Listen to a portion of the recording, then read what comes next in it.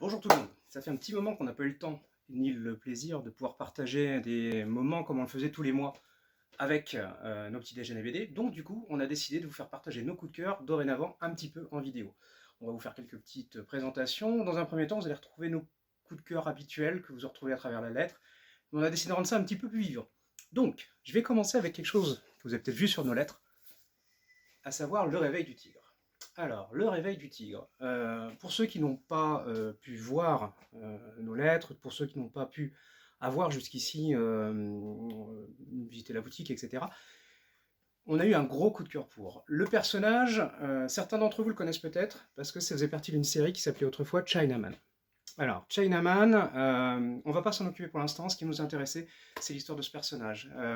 Ce personnage, qui malheureusement est un peu en fin de carrière, un personnage qui n'en peut plus, il a vécu beaucoup de choses, on est sur la fin du Far West, la fin des grandes épopées, et lui, il en a trop vécu. Chinois d'origine, immigré, il en a vu beaucoup, peut-être sûrement beaucoup trop, et il a décidé de noyer tout ça, et bien tout simplement, dans l'opium. Donc il chasse le dragon, comme on dit, sauf que son destin va très vite rejoindre celui d'une agence qui est assez connue, à savoir la Pinkerton. Alors la Pinkerton, vous le savez peut-être, c'est juste un peu l'ancêtre du FBI, hein, sauf qu'ils avaient des méthodes un petit peu borderline.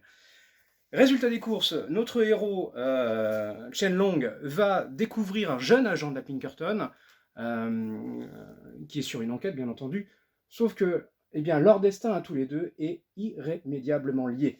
Il est temps de solder les dettes contractées par le passé, d'ouvrir un petit peu la voie sur ce qu'il a pu faire, qui aujourd'hui le conduisent à vouloir fuir tout simplement eh bien, sa vie. Sauf que eh bien, maintenant, tout va se régler une fois pour toutes. Reste à savoir qui va en payer le prix.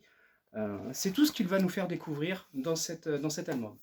Donc en fait, on retrouve Le Temps et Taduc, le duo qui avait fait à l'origine Chinaman. Alors Le Temps, vous le connaissez sûrement, hein, c'est ni plus ni moins que la quête aux eaux du temps, pour ne citer que celui-ci et bien d'autres. Taduc est un peu touche à tout. Et ensemble, ils ont réussi à donner un magnifique album, une superbe épopée. On retrouve un one-shot vraiment très bien fait. Vous ne connaissez pas Chinaman, aucun souci. L'album se lit vraiment tout seul et c'est un vrai plaisir à lire. Par contre, si vous connaissez Chinaman, vous aurez peut-être enfin la conclusion qui vous manquait. Donc je vous souhaite de venir assez rapidement, ou quand vous le souhaitez, venir découvrir un peu ça, vous allez voir, ça vaut le détour.